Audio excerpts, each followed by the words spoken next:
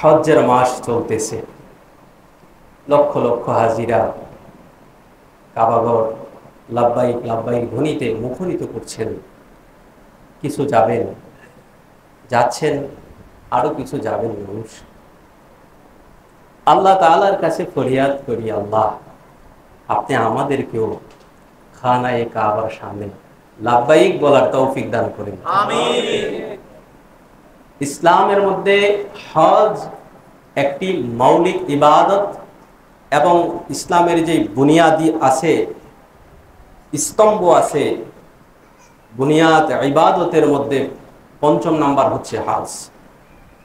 সবার উপরে হজ ফরজ নয়, সামর্থ্যবানদের উপরে হজ ফরজ। আবার সকলেই একমত যে জীবনে হজ ফরজ হচ্ছে একবার।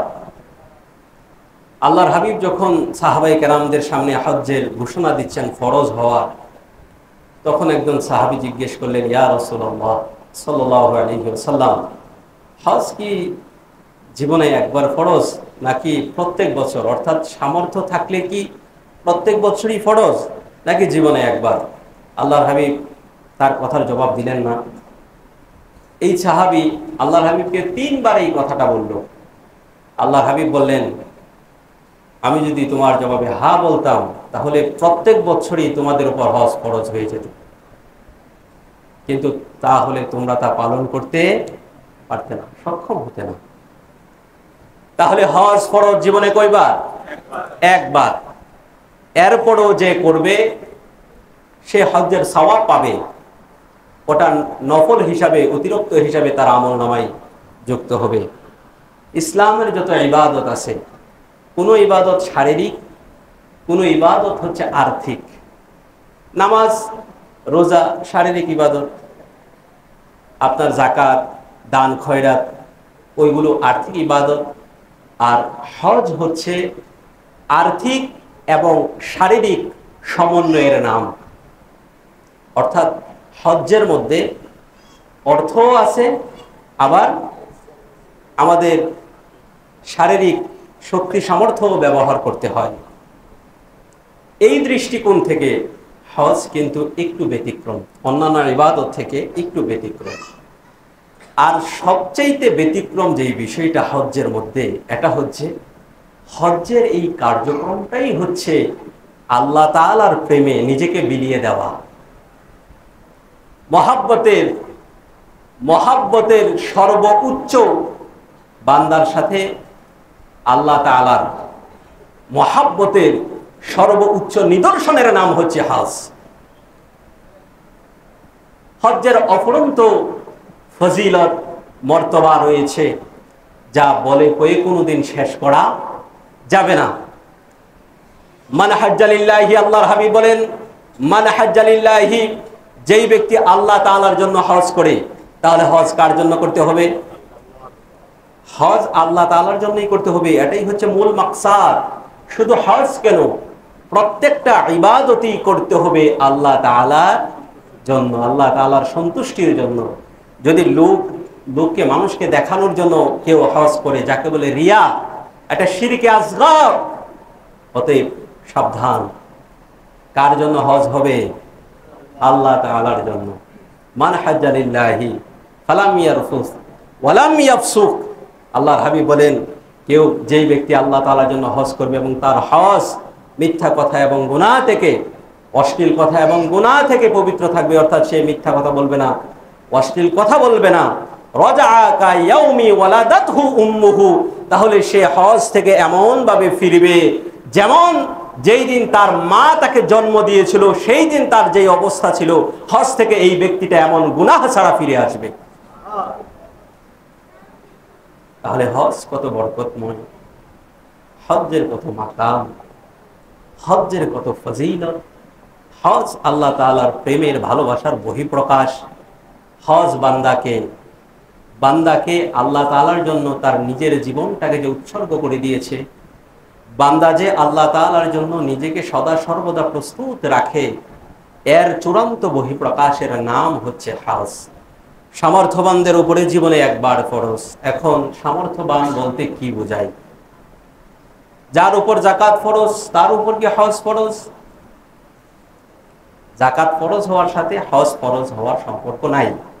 যাকাত যার উপর ফরজ তার উপর হজ ফরজ হতে পারে, কিন্তু দুইটার যেই সামর্থ্যের যেই কন্ডিশন ভিন্ন। যাকাতের সাথে আপনার নিসাবের সম্পর্ক আছে এবং সময়ের সম্পর্ক আছে, আবার হজ্জের সময় আবার ভিন্ন। হজ্জের মাস হচ্ছে তিনটা। কয়টা? তিনটা। শাওয়াল, জিলকদ, জিলহজ। এই 3 মাসের ভিতরে কারো যদি কাবা শরীফে খানায়ে কাবাতে যাওয়ার সামর্থ্য হয়, যাওয়া আসা, ওই জায়গার খরচ এবং তার অধীনস্থ যেই মানুষ আছে, তার যেই পরিবার পরিজন, তার উপরে জীবিকার দায়িত্ব, তার উপরে তাদের ভরণ পোষণের দায়িত্ব, তার উপরে এই সমস্ত ব্যক্তিদের এই সফরের ভিতরে তাদের খরচ বহন করার মতো অবস্থা থাকতে হবে। তাহলে যাওয়া আসা, ওই জায়গার খরচ এবং তার অধীনস্থ যে পরিবার পরিজন আছে তাদেরকে ভরণ পোষণের টাকা দেওয়ার মতো সামর্থ্য যদি কোনো ব্যক্তির থাকে, সামর্থ্যবান সুস্থ মস্তিষ্কের অধিকারী প্রাপ্তবয়স্ক কোনো মুসলমানদের শাওয়াল, জিলকদ, জিলহজ মাসে এতটুকু সম্পদের অধিকারী যদি সে হয়, তবে তার উপরে হজ ফরজ। আল্লাহ তাআলা বলেন, ওয়ালিল্লাহি আলান নাসি হিজ্জুল বাইতি মান ইসতাতা ইলাইহি সাবিলা। হজ তার উপরে ফরজ যার খানায়ে কাবাতে যাওয়ার সামর্থ্য রয়েছে, কাবা শরীফে যাওয়ার সামর্থ্য রয়েছে। তো এখন আমাদের পরিস্থিতি কেমন? আমরা তো ইচ্ছে করলেই কাবা শরীফের দিকে রওনা দিয়ে দিতে পারবো না। কিছু রাষ্ট্রীয় নিয়ম কানুন আছে কিনা? তাহলে আপনাকে প্রথম রেজিস্ট্রেশন করতে হবে হজ্জের জন্য। এখন যদি আপনি রেজিস্ট্রেশন করেন, তাহলে গত বছর তো প্রায় 7 লক্ষ টাকার মতো খরচ হয়েছে। এবার কিছুটা কম বলতে অত কম না, 7 লক্ষ টাকার আশেপাশে। তাহলে ধরেন আপনার 7 লক্ষ টাকা থাকতে হবে, সাথে আপনার উপরে যাদের ভরণ পোষণের দায়িত্ব আছে, আপনার ফিরে আসার সময়টুকু পর্যন্ত তাদেরকে আপনার ভরণ পোষণের টাকা দিয়ে যেতে হবে। তো এই এতটুক টাকা, হজ্জের এই টাকাটা প্রায় 7 লক্ষ, আর আপনার পরিবার পরিজনদের ভরণ পোষণে 40-45 দিনের যে টাকা খরচ হয়, এই টাকাটা, এই সমুদয় টাকা যদি আপনার হজ্জের মাসের মধ্যে আপনার কাছে অতিরিক্ত থাকে অতিরিক্ত মানে কি? যে আপনার যেই বিষয়টা প্রয়োজনীয়, আপনার প্রয়োজন ছাড়া আপনার থাকার জায়গা নাই, এখন আপনি জায়গা কিনবেন, এখন আপনার কাছে টাকা আছে, আপনার থাকার একটা ঘর নির্মাণ করতেছেন, এই টাকাটা আছে, বা কারো চিকিৎসা হচ্ছে, বা মাসের প্রথমে আপনার কাছে টাকাটা আছে, সারা মাসের টাকা, এগুলো প্রয়োজনীয়। ঋণ ছাড়া, প্রয়োজন ছাড়া অতিরিক্ত যদি এই টাকাটুকু থাকে, তাহলে আপনার উপর হজ ফরজ হয়ে গেছে। এখন এই বছর করবেন না সামনের বছর করবেন না বিলম্বে করবেন, সেটা আপনার বিষয়। তবে হাদিসে মুবারাকার মধ্যে রয়েছে, হজ যখন ফরজ হবে তখনই তোমরা করে নাও, সাথে সাথেই করে নাও, কারণ এর পরের অবস্থা আমাদের জানা নাই। হয়তো আমাদের টাকা নাই হয়ে যেতে পারে, হয়তো আমরা অসুস্থ হয়ে যেতে পারি, অথবা মারাও যাইতে পারি। ওলামায়ে কেরাম এই বিষয়ে যে হজ যেই বছর ফরজ হয়েছে সে কি এই বছরই করবে নাকি বিলম্বে করার অবকাশ আছে, ওলামায়ে কেরামদের মধ্যে ইখতিলাফ আছে। ইমাম আবু হানিফা রহমতুল্লাহি আলাইহি, ইমাম শাফি রহমতুল্লাহি আলাইহি, ওনাদের অভিমত হচ্ছে হজ যেই বছর ফরজ হয়েছে বিলম্ব করার সুযোগ আছে। আর ইমাম মালিক এবং ইমাম আহমদ বিন হাম্বল, ওনাদের মতে হজ বিলম্ব করার কোনো সুযোগ নাই। যেই বছর হজ ফরজ হয়েছে, সামর্থ্য হয়েছে, সাথে সাথেই রওনা দিয়ে দিতে হবে। কিন্তু এখন ইচ্ছে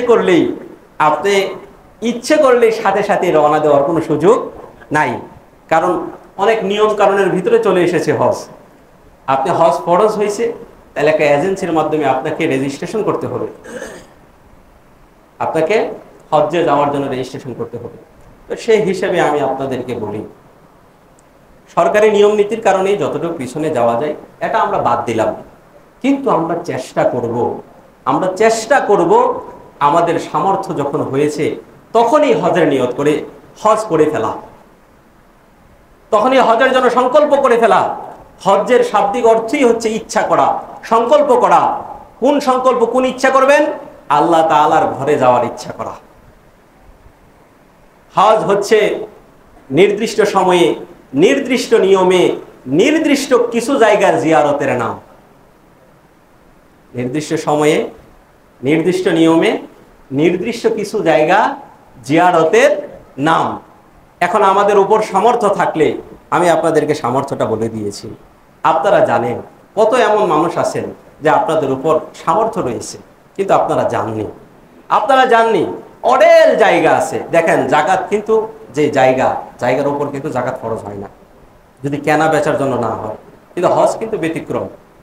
যেটা আপনার প্রয়োজনীয় জায়গা, আপনার বাড়ি, এটা ছাড়া বাদ বাকি জায়গা যদি আপনার কাছে থাকে তাহলে ওই জায়গা বিক্রি করেও হলেও আপনাকে হজে যাইতে হবে। আর মহিলাদের জন্য আপনার পুরুষের যেই টাকাটা হলে হজ ফরজ হয়ে যায়, মহিলাদের হতে হবে ডবল। কারণ মহিলাদের সাথে স্বামী এবং মাহারাম ব্যক্তি থাকবে। মাহারাম ব্যক্তি কারা? যাদের সাথে তার বিবাহ বন্ধন চিরস্থায়ীভাবে হারাম। বাবা, দাদা, ভাই, ভাতিজা, সন্তান, নাতি, মামা, চাচা, এরা হচ্ছে মাহারাম পুরুষ। তো নারীর সাথে স্বামী এবং মাহারাম পুরুষ থাকতে হবে। তাই নারীর জন্য ডবল টাকা হলেই তার উপর হজ ফরজ হয়। এই জন্যই নারীর হজ হচ্ছে নারীর জন্য জিহাদ। হজ নারীর জন্য জিহাদ। পুরুষ থেকে বেশি হজ্জের মধ্যে নারীর সওয়াব হবে। কারণ নারী শুধু একা হজ্জের টাকার মালিক হলেই হবে না, স্বামী এবং মাহারামের যদি সেই টাকাটা না হয়, স্বামী মাহারাম গেলে, মহিলা মানুষ তাদের সাথে গেলে তার হজ হয়ে যাবে, কিন্তু হজ ফরজ হওয়ার জন্য ডবল টাকার তার মালিক হইতে হবে, নিজের, স্বামী এবং মাহারাম পুরুষ। কারণ স্বামী অথবা মাহারাম পুরুষ ছাড়া নারীদের হজ আদায় হবে না। তাহলে আমাদের এই যে হজ ফরজ হয়, এটা কি বয়সের সাথে কোনো সম্পর্ক আছে? বলেন। হজ্জে প্রাপ্তবয়স্ক মুসলমান মানুষের উপর হজ ফরজ হয়, বয়সের সাথে কি আর কোনো সম্পর্ক আছে? বয়সের সাথে কোনো সম্পর্ক নাই। কিন্তু আমরা বয়সের সাথে এটাকে সম্পর্কিত করছি কিনা মুখ দিয়া না বললেও আমরা মনে করি যে মোটামুটি বৃদ্ধ না হলে মনে হয় হজ ফরজ হয় না। এবং এর সাথে আরো একটা বিষয় প্রচলিত আছে আমাদের সমাজে, সেটা হলো ছেলে মেয়ে ছোট থাকলে নাকি হজ ফরজ হয় না, উপযুক্ত ছেলে মেয়ের বিবাহ না দেওয়ার আগে নাকি হজ ফরজ হয় না।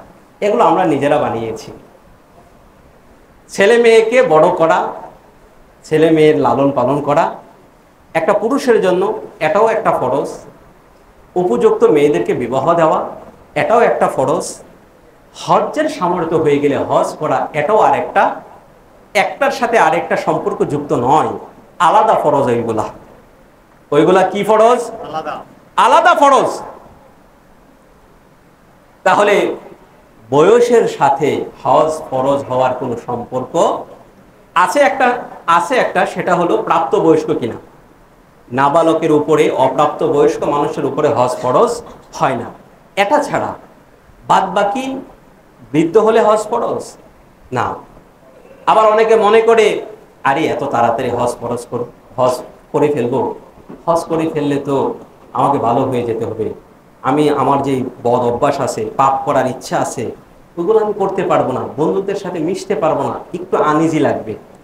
যে বন্ধুরা বলতে পারে, কিরে তুই না হজ করে আসছস, এরকম মনের মধ্যে ভাবনা আসতে পারে। তাই আমার বয়স আর কত, এত অল্প বয়স, যাক না কিছুদিন কিছু পাপ করি, গুনাহের কাজ করি, আছে তো সময়, একেবারে শেষ বয়সে গিয়ে হজ করে ভালো হয়ে যাব। আপনি শেষ বয়সে হজ করে ভালো হয়ে যাবেন, এর উপর কি আপনার মৃত্যু নির্ভর করে? আপনি পাপ ছেড়ে ভালো হয়ে যাবেন, এর উপর কি আপনার মৃত্যু নির্ভর করবে? না। তাই আপনি পাপ ছেড়ে সদা সর্বদাই মৃত্যুর জন্য প্রস্তুত থাকেন। আপনি নিজে নিজে এই চিন্তা ভাবনা করলে তো হবে না। আমি তো জানি না আমাদের মরণের অবস্থা, জানি কবে আমরা মারা যাবো এটা জানি। তাই আপনি যদি ভাবেন যে আমি শেষ বয়সে গিয়ে হজ করে একেবারে ভালো হয়ে যাব, সেই সুযোগটা নাই। সেই সুযোগটা আপনি পাবেন এর কোনো গ্যারান্টি নাই। তাহলে হজ আমাদেরকে, যখন আমাদের উপর হজ ফরজ হয়ে যাবে, আমাদের উচিত তখনই হজ আদায় করে ফেলা। আল্লাহ তাআলা আমাদেরকে সেই তৌফিক দান করুন। আমিন। আমাদের বিশেষ করে আমাদের বাংলাদেশের কন্ডিশন হচ্ছে, হজ এমন সময়ে মানুষ করে যেই সময়ে তার শারীরিক সক্ষমতা তো অনেক পরের কথা, মানসিক সক্ষমতাই সে হারিয়ে ফেলে। আমি কয়েক মাস আগে আপনাদেরকে বলছিলাম যে এমনও মানুষ দেখছি হজে যায়, সে বিমানে বাড়ির জন্য বলে, বাড়ির জন্য যাওয়ার জন্য বলে যে আমার তো বাড়িতে গরু ছাগল আছে, ওইগুলোর তো এখন রাত্র হয়ে যাইতেছে, বাড়িতে নিয়ে যাইতে হইব না, আমারে যাইতে দেন, বিমান থেকে নামতে চাই। বুঝছেন কিছু? শারীরিক সক্ষমতা হারানোর সাথে সাথে তার মানসিক সক্ষমতাও সে হারিয়ে ফেলছে। কেন এই বয়সে যাচ্ছেন? কেন এই বয়সে বাবা মাকে পাঠাচ্ছেন? তাদের কি হজ করার মতো মন মানসিকতা আছে? হজ তো শুধুমাত্র আর্থিক ইবাদত না, হজ তো শারীরিক এবং আর্থিক সমন্বয়, উভয়টার মাধ্যমে হজ কার্যক্রম পরিচালনা করতে হয়। তাহলে এই অবস্থায় কেন যাচ্ছেন? আপনার হজ আপনি তো বিমানে ওঠার আগেই বাংলাদেশে নষ্ট করে ফেলছেন। তাই শরীরের মধ্যে সামর্থ্য থাকতে, শারীরিক শক্তি থাকতে থাকতেই হজ আদায় করে ফেলুন। বিলম্ব করবেন না, বিলম্ব করবেন না। বিলম্ব করলে এমনটাও হইতে পারে আপনি অসুস্থ হয়ে পড়বেন, এমনটাও হইতে পারে আপনি আর্থিক যে সক্ষমতাটা ছিল সেটা নষ্ট হয়ে গেছে, সেটা নষ্ট হয়ে গেছে। এখন হজ্জের যদি আপনি নিয়ত করে থাকেন, প্রাথমিক একটা রেজিস্ট্রেশন যদি আপনি করে ফেলেন, এরপরে যদি আল্লাহ না করে কোনো দুর্ঘটনা ঘটে, সেটার জন্য আপনাকে ধরা হবে না, কারণ আপনার নিয়ত পরিশুদ্ধ ছিল। ইন্নামাল আ'মালু বিন্নিয়াতি, আপনি হজ্জের ইচ্ছা করে ফেলেছেন, এরপরেও যদি আপনি কোনো কারণে হজ্জে না যাইতে পারেন, সেটা আল্লাহ তাআলা দেখবেন, সেটা ভিন্ন বিষয়। কিন্তু ইচ্ছাকৃতভাবে বিলম্ব করা উচিত নয়। হজ এমন একটা ইবাদত, হজ ভালোবাসা, প্রেমের, দিওয়ানার, আল্লাহর প্রতি মহাব্বতের এক উজ্জ্বল দৃষ্টান্তর নাম। এই জন্য আপনি হজ্জের ফরজ, হজ্জের ওয়াজিব, হজ্জের কার্যক্রমগুলোর দিকে তাকান। হজ্জের ফরজগুলো কি? হজ্জের ফরজ হচ্ছে ইহরাম বাঁধা, আরাফার ময়দানে অবস্থান করা, তাওয়াফে জিয়ারত করা, ইহরাম বাঁধা। দেখেন, মানুষ দুই টুকরা কাপড় পরে তালবিয়া পড়তে পড়তে যখন কাবাগরের মধ্যে গিয়ে চক্কর দিবে, সাফা মারোয়ার মধ্যে সাই করবে, কঙ্কর নিক্ষেপ করবে, প্রত্যেকটা কাজই হচ্ছে কিছুটা দিওয়ানা হয়ে যায়। ভালোবাসার মাহবুবের প্রতি যখন কেউ দিওয়ানা হয়ে যায়, হিতাহিত স্বাভাবিক জ্ঞান যখন থাকে না, মানুষের সাথে যেই স্বাভাবিক আপনার ব্যক্তিত্বটা আছে, ওইটা যখন দেখানোর প্রয়োজন সে বোধ করে না, যার জন্য সে দিওয়ানা হয়েছে, তার জন্য সে এক প্রকার পাগলের মতো হয়ে যায়। আপনি যদি হজ্জের কার্যক্রমগুলোর দিকে তাকান, তাহলে দেখবেন কিছুটা এমনই এর কার্যকলাপগুলো। কি করছে? দুই টুকরা কাপড় পরে কাবাগর তাওয়াফ করছে, পাগলের মতো তালবিয়া পাঠ করতেছে, লাব্বাইক আল্লাহুম্মা লাব্বাইক, লাব্বাইক লা শারীকা লাকা লাব্বাইক, ইন্নাল হামদা ওয়ান নি'মাতা লাকা ওয়াল মুলক লা শারীকা লাক। সাফা মারওয়ার মধ্যে সাই করতে হবে, কঙ্কর নিক্ষেপ করতে হবে, মুজদালিফায় অবস্থান করতে হবে, কসর হালাক বা কসর করতে হবে। আর যারা আপনার হজ তিন প্রকার হজ, হজ্জে তামাত্তু, হজ্জে কিরান এবং হজ্জে ইফরাদ। যারা হজ্জে তামাত্তু এবং কিরান করবে, তারা দমে শুকুর, কুরবানি আদায় করতে হবে। তো এই হজ্জের এই কার্যক্রমগুলোর দিকে তাকাইলে আমাদের কাছে সবচেয়ে বড় যেই হজ্জের মাকসাদটা ভেসে ওঠে, সেটা হচ্ছে হজ হচ্ছে বান্দা দুনিয়ায় থেকেই এই কথার ঘোষণা করা যে আল্লাহ, আমি আমার জীবন, আমার যৌবন, আমার সম্পদ, আমার সব কিছু আপনার জন্য বিসর্জন দিয়ে আপনার দরবারে চলে এসেছি। এই জন্য উলামায়ে কেরাম বলেন, হজ্জের আর একটা নাম হচ্ছে মৃত্যু। হজ্জের আর একটা নাম কি? মৃত্যু। হজ্জের আরেকটা নাম হচ্ছে মৃত্যু। তাই হজ যখন আপনি আপনার ইহরাম বাঁধা, যখন আপনি ইহরাম বাঁধবেন, তখন আপনাকে সেলাইবিহীন 2 টুকরা কাফনের কাপড় সাদৃশ্য আপনাকে কাপড় পরতে হবে। কাফনের কাপড় সাদৃশ্য আপনাকে কাপড় পরতে হবে। এই কাপড়টা পরে আপনাকে কতিপয় নির্দিষ্ট কাজ থেকে আপনাকে বিরত থাকতে হবে। আপনি তাকান হজের সময় যেই সমস্ত কাজ আপনার জন্য নিষিদ্ধ, সেই কাজগুলোর দিকে তাকান। স্ত্রী সহবাস করা যাবে না, অশ্লীল যৌনাচারমূলক কথাবার্তা বলা যাবে না, পাপ কাজ করা যাবে না, কোনো প্রাণী শিকার করা যাবে না, প্রাণী শিকারের দিকে ইঙ্গিত করা যাবে না, ঝগড়া করা যাবে না, নখ কাটা যাবে না, চুল দাড়ি কাটা যাবে না, সুগন্ধি ব্যবহার করা যাবে না, মাথা ঢাকা যাবে না, পুরুষের পা মুখ ঢাকা যাবে না। এই যে এই সমস্ত কাজ, এই সমস্ত কার্যাবলী এর দ্বারা কি প্রমাণ করে? এর দ্বারা প্রমাণ করে আপনি নিজেকে আল্লাহর দরবারে ঘোষণা করছেন, আল্লাহ, দুনিয়ার জাগতিক সমস্ত বিষয়কে বাদ দিয়ে আমি আপনার কাছে এসেছি। মৃত্যু মানুষের মতো, মানুষ মারা গেলে যেইভাবে আল্লাহর দরবারে উপস্থিত হবে, এমন ভাবে আমি উপস্থিত হয়েছি। মৃত মানুষের কি সৌন্দর্যের কোনো দরকার আছে? এই যে মানুষ আমরা এত সুন্দর করে পাঞ্জাবি বানাই, পোশাক বানাই, কেন বানাই? কারণ আরেকজনকে দেখানোর জন্য। কিন্তু মৃত মানুষের সৌন্দর্য প্রকাশের কোনো দরকার নাই। আমরা সুগন্ধি ব্যবহার করি, নখ কাটি, দাড়ি কাটি, চুল কাটি, কেন? আরেকজনকে দেখানোর জন্য। মানুষ যেন আমাকে নিয়ে কোনো সমালোচনা না করে, অবজ্ঞা না করে, আমাদের ব্যক্তিত্ব যেন নষ্ট না হয়। কিন্তু মানুষ মারা গেলে তার সৌন্দর্য প্রকাশের কোনো প্রয়োজন পড়ে। এই জন্য হজ্জের মধ্যে আমি যেন আমার নিজেকে মৃত ঘোষণা করে একমাত্র আল্লাহ তাআলার দরবারে আমরা উপস্থিত হয়েছি। আল্লাহ তাআলার দরবারে খানায়ে কাবার কাছে গিয়ে আমরা ঘোষণা দিচ্ছি, লাব্বাইক আল্লাহুম্মা লাব্বাইক, লাব্বাইক লা শারীকা লাক লাব্বাইক, ইন্নাল হামদা ওয়ান নি'মাতা লাকা ওয়াল মুলক লা শারীকা লাক।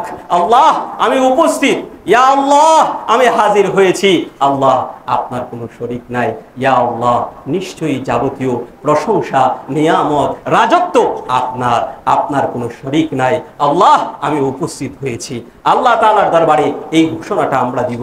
আল্লাহ তাআলার দরবারে এই ঘোষণাটা দেওয়ার মাধ্যমেই প্রমাণিত হয় জাগতিক কোনো কিছুর সাথে তার সম্পর্ক নাই, একমাত্র আল্লাহ তাআলার উদ্দেশ্য সে মৃত মানুষের মতো হাজির হয়ে গেছে। তাই হজ্জের আরেক নাম হচ্ছে মৃত্যু। কিন্তু আফসোস এই জায়গার মধ্যে, এই যে আমাদের হাতে এখন মোবাইল আছে, এই মোবাইল আমাদের যতটুকু সুবিধা দিয়েছে এর চাইতে 1000 গুণ বেশি ক্ষতি করেছে। আপনারা কি আমার সাথে একমত? এই মোবাইল আমাদের হজ উমরার যে মূল মাকসাদ ছিল এর থেকে আমাদেরকে দূরে সরাইয়া দিছে। মানুষ যখন আগে হজ্জে যাইতো তখন এমনভাবে বিদায় নিত, মনে হইতো তার ফিরে আসার সম্ভাবনা আর নাই, ঠিক না? যারা বৃদ্ধ আছেন আপনারা জানেন, আপনাদের পূর্বপুরুষ যারা হজ্জে গিয়েছে এমনভাবে বিদায় নিত যে এটাই তার শেষ সফর। কি একটা ভালোবাসা, কি একটা মুহূর্ত ছিল, কি একটা আবেগী অবস্থা ছিল। এই অবস্থাটা ধ্বংস হয়ে গেছে। এই অবস্থাটা ধ্বংস হয়ে গেছে। সারাক্ষণ মোবাইলে খবর রাখছে, ঠিক আছে, কিন্তু অত্যন্ত পক্ষে যেই সময় হজ্জের মূল কার্যক্রম যখন 8, 9, 10, 11, 12 এই যে 5 দিন জিলহজ মাসের হজ্জের মূল কার্যক্রমগুলো শুরু হয়, অত্যন্ত পক্ষে এই সময়টুকুও তো মোবাইলটা বন্ধ রাখা উচিত ছিল। কিন্তু আজ তাওয়াফ করতেছে, কাবাগর তাওয়াফ করতেছে, হজ্জের মধ্যে তাওয়াফে জিয়ারত, এটা কিন্তু ফরজ ইবাদতের মধ্যে মানুষ মোবাইলে লাইভ করতেছে, ছবি তুলতেছে। আপনারা দেখেন না? দেখেন কি না? এটা কি হজ্জের যে উদ্দেশ্য এর মধ্যে পড়ে? আমি যদি নামাজ পড়ি, আমি কি নামাজের মধ্যে মোবাইল চালু রাখতে পারবো? বলেন। তাওয়াফ, এই যে তাওয়াফ করা, এটা তো হজ্জের ফরজ। কিভাবে মানুষ এমন হলো? এত অসচেতন কিভাবে হলো? এত গাফেল কিভাবে হয়ে গেল? আপনাদের কাছে এই আহ্বানটুকু রাখি, আপনারা সাথে মোবাইল নিয়ে যেতে পারেন, অসুবিধা নাই, কিন্তু হজ্জের মূল কার্যক্রম যখন চলবে, যতক্ষণ পর্যন্ত আপনি হালাল না হচ্ছেন এর ভিতরে মোবাইলটা ব্যবহার করবেন না। একান্ত যদি সাথে রাখলেন, কিন্তু কোনো ধরনের ছবি, ভিডিও এগুলো করবেন না। তাহলে আমরা যে উদ্দেশ্য গেছি, যে উদ্দেশ্যে হজ করতে গিয়েছি, সেটা নষ্ট হয়ে যাবে। আল্লাহ তাআলা আমাদের সকলকে হজ্জে মাবরুর আদায় করার তৌফিক দান করুন, আমিন। প্যারে হাজরিন, তাহলে হজ আমাদেরকে কি শিক্ষা দেয়? হজ তো আমাদেরকে শিক্ষাই দেয় যাবতীয় জাগতিক সব কিছুকে পিছনে ফেলে সব সম্পর্ককে শেষ করে আল্লাহ তাআলার দরবারে এসে উপস্থিত হয়ে গিয়েছি, তাহলে পরিবারদের সাথে একটু যোগাযোগ কম করবেন। এটাই হজ্জের মূল চাহিদা। হজ আমাদেরকে শিক্ষা দেয় এই যে আমাদের ওয়াক্তিয়া যেই জামাত, এটা হচ্ছে মহল্লার জমায়েত। ওয়াক্তিয়া নামাজের যেই জামাত, এটা হচ্ছে মহল্লার জমায়েত। মহল্লার জমায়েত মুসলমান একে অপরের সাথে যেই মিলেমিশে থাকা, একে অপরকে দেখা, তাদের সাথে যেই ভালোবাসার বন্ধন, তাদের খবরাখবর নেওয়া, এটা ইসলাম শিক্ষা দেয়, এটা ইসলাম শিক্ষা দিয়েছে। তো আমাদের যেই জামাতের নামাজ, এটা হচ্ছে মহল্লার জমায়েত। আমাদের যে আজকে জুমার নামাজ জামাত, এটা কি একটু বড় হয়েছে না? এটা হচ্ছে এলাকার জমায়েত। আমাদের যে ঈদের নামাজ, এটা হচ্ছে শহরের জামায়েত। আর আমাদের যে হজ্জের জামায়েত, এটা হচ্ছে গোটা দুনিয়ার মুসলমানদের জামায়েত। গোটা মুসলমানদের কার কি অবস্থা দেখে আসবেন, কার কি বিপদ, ইমানদার তোমাকে এটা দেখতে হবে, তোমার সংহতি প্রকাশ করতে হবে, সমাধানের পথ নিতে হবে, এই শিক্ষাটা নিয়ে আসতে হবে। কিন্তু আমরা হজ থেকে আসলে বরকতান শুধু খেজুর আর জমজমের পানি নিয়ে আসি। হজ থেকে ফিরে আসার সময় শুধু জমজমের পানি আর খেজুরই বরকতের না। আপনি যে নিজেকে আল্লাহর দরবারে সুপার্দ করেছেন, একমাত্র আল্লাহর কাছে নিজেকে উপস্থাপন করেছেন, এই অবস্থাটাকেও নিয়ে আসতে হবে। অন্যান্য মুসলমানদেরকে দেখেছেন, তাদের যদি কোনো সমস্যা থাকে, কি অবস্থায় আমরা আছি বর্তমানে, কোন দেশের মধ্যে কি অবস্থা আছে, কতটুক নির্যাতিত অবস্থায় আছে, কতটুক অসুবিধায় আছে, ওইটাও জেনে আসতে হবে, ওইটার সমাধানের পথও খুঁজতে হবে। এটাও হজ্জের শিক্ষা, এটাও হজ্জের শিক্ষা। প্যারে হাজেরিন, এখন হজ তো হচ্ছে প্রতি বছর যাচ্ছে, লক্ষ লক্ষ মানুষ যাচ্ছে, কিন্তু আমাদের কাছে কিন্তু মূলত হজ্জের শিক্ষাটা নাই। আমাদের কাছে হজ্জের শিক্ষা নাই। আর যদি আমরা এখানে এই জমায়েত হওয়ার কারণে আমাদের জনাব মতিউর রহমান সাহেব উনি অসুস্থ, তা আপনারা খবর নিচ্ছেন না? ওনার খবর নিচ্ছেন, সবাই খবর নিতেছে, ওনার জন্য আমরা দোয়া করতেছি। তো আমাদের মসজিদের মুসল্লি হওয়ার কারণে ওনার খবর নিচ্ছি, অসুবিধার কথা জানছি, সবাই খবর নিচ্ছি। তো হজ্জের মধ্যে গোটা দুনিয়ার যেই দেশের মানুষই আসুক না কেন, তার সাথে কথা বলে তার অসুবিধা জেনে ওইটাও সমাধানের চিন্তা আমাদের করা উচিত ছিল। ওইটা হজ্জের শিক্ষা, ওইটা হজ্জের জামায়াতের শিক্ষা, কিন্তু আমাদের কাছে ওই শিক্ষা নেই। হজ আল্লাহ তাআলার দরবারে কবুল হওয়ার জন্য, হজ আল্লাহ তাআলার দরবারে কবুল হওয়ার জন্য একটা শর্ত আছে। সেটা কি জানেন? হজ্জের টাকাটা হালাল হতে হবে। টাকাটা কি হতে হবে? হালাল হতে হবে। হারাম টাকা দিয়ে হজ করলে হজ কবুল হবে না। আল্লাহর হাবিব বলেন, যেই ব্যক্তির টাকা হালাল, সে এই হালাল টাকা দিয়া হজ্জে যাওয়ার জন্য যখন ঘর থেকে বের হয়ে তার বাহনের পাদানিতে যখন পা দিয়ে লাব্বাইক আল্লাহুম্মা লাব্বাইক বলবে, তখন আসমান থেকে একজন জবাব দিবে, লাব্বাইক ওয়া সা'দাইকা। তোমার জীবিকা হালাল, তোমার বাহন হালাল, তোমার হজ কবুল করা হয়েছে। আর যখন কারো হজ্জের টাকা হারাম হবে, সে যখন বলবে লাব্বাইক আল্লাহুম্মা লাব্বাইক, তখন আসমান থেকে একজন জবাব দিবে, লা লাব্বাইকা লা সা'দাইকা। তোমার জীবিকা হারাম, তোমার জীবিকা হারাম, তোমার আসবাবপত্র হারাম, তোমার হজ কবুল করা হয় নাই।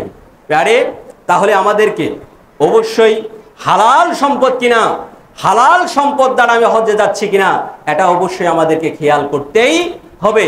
কি ভাবতেছেন আপনি?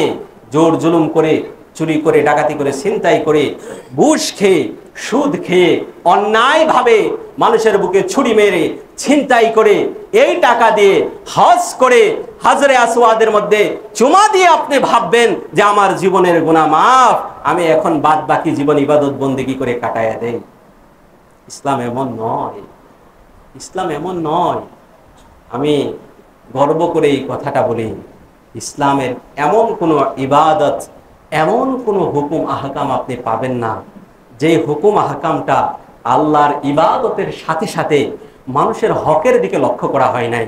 যে হুকুম আহকামটা আল্লাহর বন্দিগির সাথে সাথে আপনার শারীরিক মানসিক উপকার হয় না, যেই ইবাদতটা, যেই হুকুম আহকামটা আল্লাহর ইবাদতের সাথে সাথে দুনিয়াবি মানুষের সাথে মানুষের ভালোবাসার সম্পর্ক, মহাব্বতের সৃষ্টি অবস্থা হয় না, আল্লাহ তাআলার ইসলামের মধ্যে এমন কোনো বিধান আমাদেরকে দেয় নাই।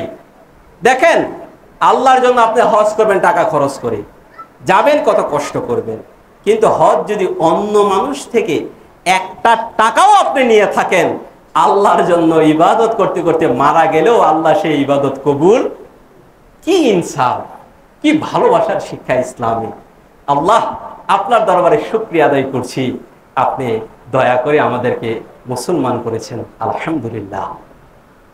প্যারে হাজারিন, তাহলে হজ্জের টাকাটা কি হতে হবে? হালাল হতে হবে। হজ্জের টাকা অবশ্যই হালাল হতে হবে।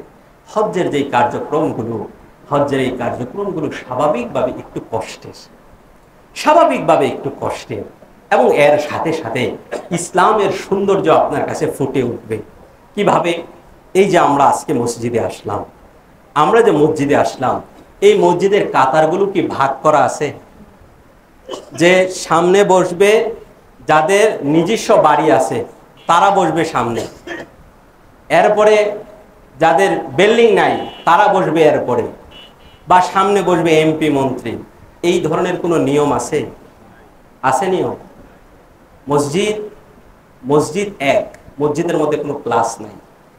মসজিদের মধ্যে, আমি এর আগেও বলছি, আপনারা মনে কষ্ট নেবেন না, চেয়ারের যেই বিষয়টা, চেয়ারে অনেক সময় ডাক্তার বলে যে আপনি চেয়ারে বসে নামাজ পড়বেন শারীরিক অসুবিধার জন্য। তো এটা তো হচ্ছে আধুনিক সমস্যা, যে চেয়ারে বসে নামাজ হবে কি হবে না, এই মাসালাটা নতুন না, আধুনিক। স্পষ্টভাবে যদি হাদিসের মধ্যে আসতো যে না, চেয়ারে বসে নামাজ পড়া হবে না, বা কোরআনুল কারীমের কোনো আয়াত থাকতো, তাইলে তো বাতিল, কোনো কথাই নেই, বাতিল। এটা আধুনিক সমস্যা। আধুনিক উলামায়ে কেরামদের মধ্যে দুইটা অভিমত আছে।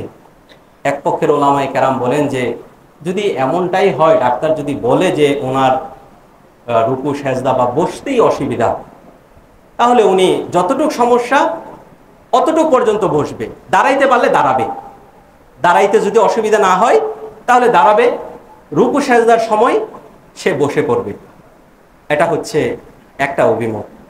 আর উলামায়ে কেরামদের আরেক পক্ষ বলে যে না, তারা চেয়ারে বসে নামাজ পড়তে পারবে না, যদি দাঁড়াইতে অক্ষম হয় তাহলে সে বসে পড়বে। যদি বসতে পারে, কিন্তু আমরা যেইভাবে বসি নামাজের মধ্যে, এইভাবে যদি সে বসতে না পারে, তাহলে সে যদি দুই জানো, অর্থাৎ আসন ধরে বসে বলে না আমরা, এইভাবে বসতে পারলে এইভাবেই বসবে। যদি সে রুকু সেজদা দিতে পারে তাহলে দিবে, যদি না দিতে পারে একটু ঝুঁকাবে মাথাটা, যদি এও না পারে তাহলে ইশারা করবে, শুধু কি করবে?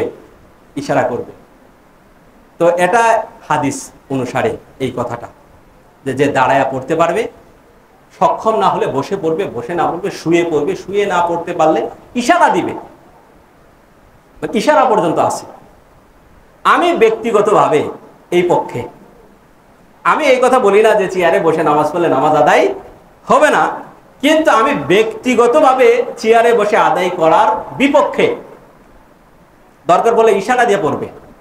কেন বিপক্ষে? এর একটা কারণ আছে। সেই কারণটা হলো, মসজিদের মধ্যে কোনো ক্লাস নাই। কি নাই?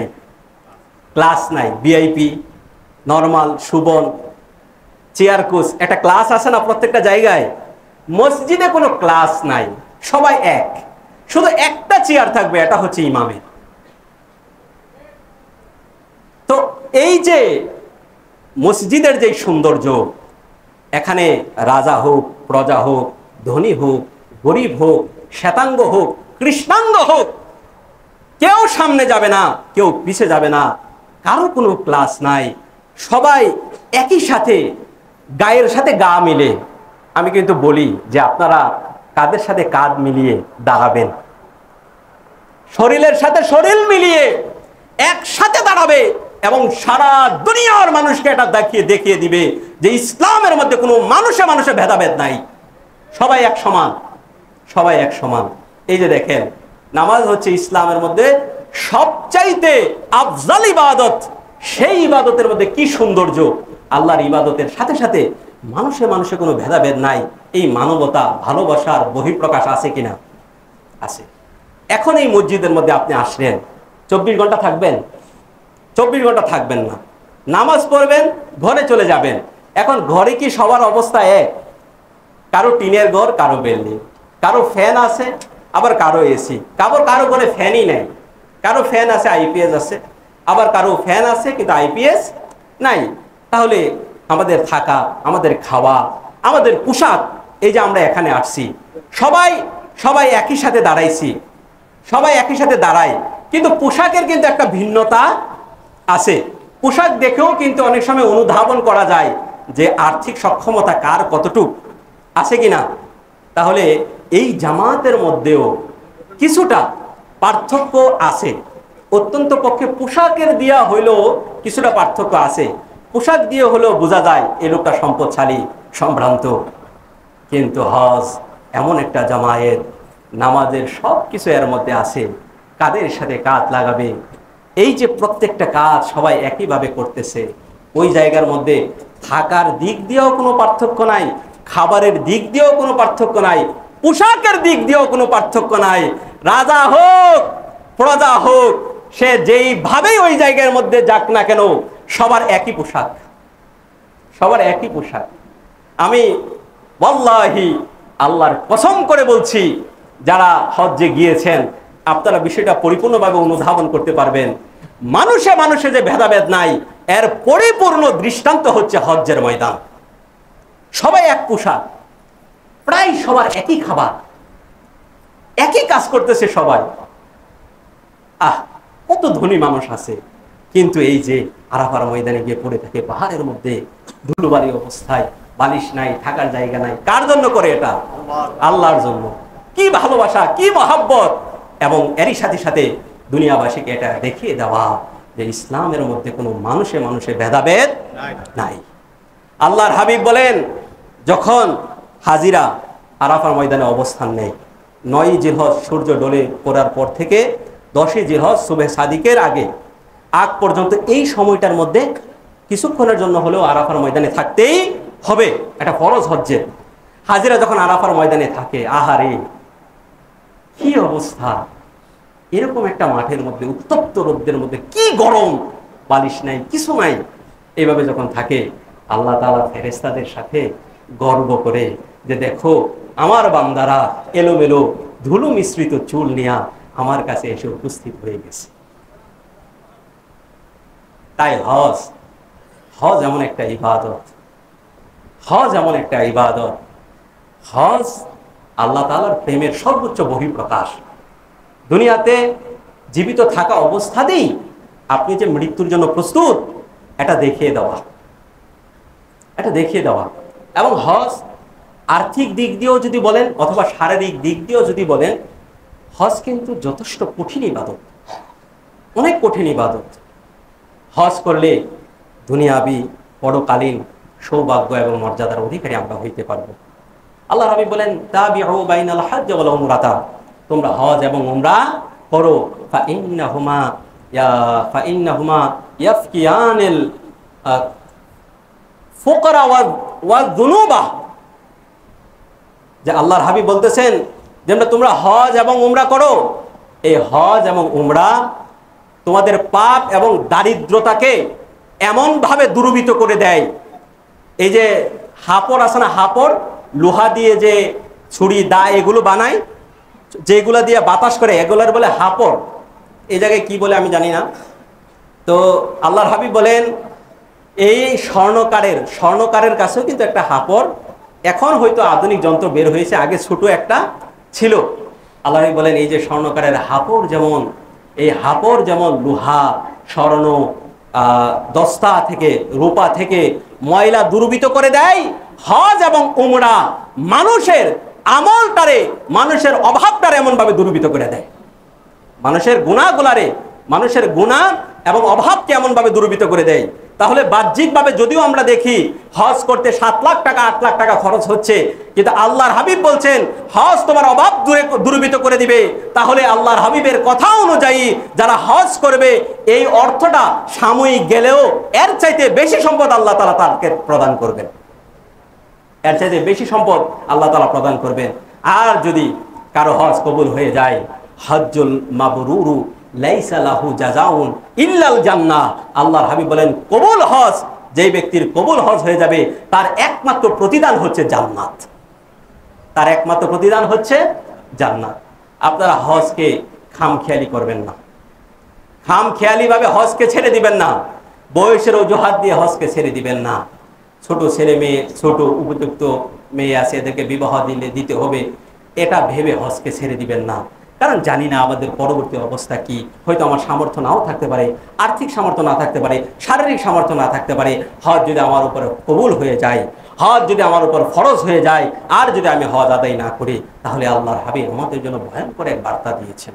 ইমানদার আল্লাহর হাবিব বলেন মান মালাকা জাদান ওয়া রাহিলাতান, যেই ব্যক্তিকে আল্লাহ তাআলা কাবা করে যাওয়ার মতো আর্থিক যাওয়ার মতো সামর্থ্য দিয়েছিল, আর্থিক অবস্থা দিয়েছিল, তুবাল্লিগুহু ইলা বাইতিল্লাহি ওয়া লাম ইয়াহুজ্জা, কিন্তু এই ব্যক্তিটা হজ করে নাই, এই ব্যক্তিটা আল্লাহর ঘরে যায় নাই, ফালা আলাইহি আইয়ামুতা ইয়াহুদিয়ান আও নাসরানিয়ান, তাহলে এই ব্যক্তিটা কি ইহুদি হয়ে মারা গেল না নাসারা হয়ে মারা গেল, এতে আমার কোনো যায় আসে। তাহলে বুঝেন হজ কেমন।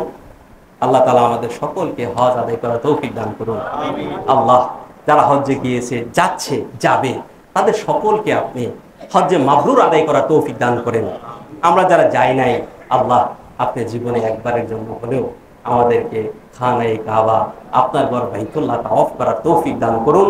আমিন। ওয়া আখিরু দাওয়ানা আলহামদুলিল্লাহি রাব্বিল আলামিন।